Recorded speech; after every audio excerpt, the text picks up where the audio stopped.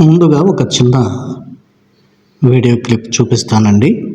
ఈ video క్లిప్లో on డ్యూటీలో ఉండి ఒక పోలీస్ చాలా భక్తి భావనతో చాలా చక్కగా మధురంగా చక్కగా ఒక పాట పాడాడు.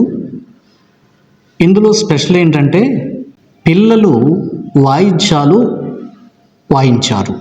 కీబోర్డ్ కానీ ప్యాడ్ కానీ పిల్లలు ఒక గుంపుగా ప్లే చేయటం నాకు చాలా చాలా హ్యాపీగా నేను ఫీల్ అయ్యానండి.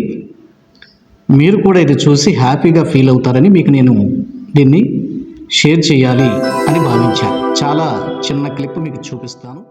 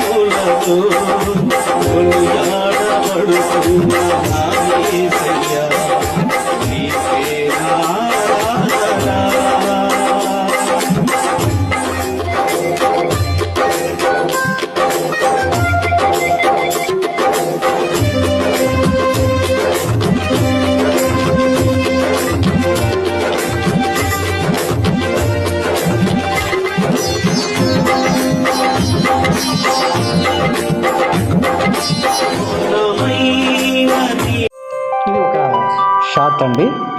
ఇది మీకు చూపించాలని నాకు అనిపించింది.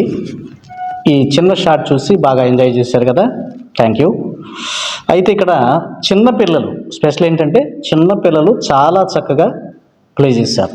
ఒక పోలీస్ అధికారి, మేబీ అధికారి అయి ఉండొచ్చు, సబ్ ఇన్స్పెక్టర్ అయి ఉండొచ్చు అనుకుంటున్నాను, లేదా ఒక పోలీస్ అయిన కానిస్టేబుల్ కావచ్చు, ఎస్ఐ గారు కావచ్చు, లేదా అంతకంటే సిఐ అయినా కావచ్చు. అది కూడా డ్యూటీ వస్త్రాలతో ఉండి, ఇది చాలా రేరుగా మనం చూస్తాం. హ్యాపీగా సంతోషంగా మనస్ఫూర్తిగా చక్కగా ఆరాధన చేస్తున్నాడు. నాకు చాలా బాగా నచ్చింది. సో మరి ఇలాంటి వాళ్ళకి మనం హ్యాట్సప్ చెప్పాలి.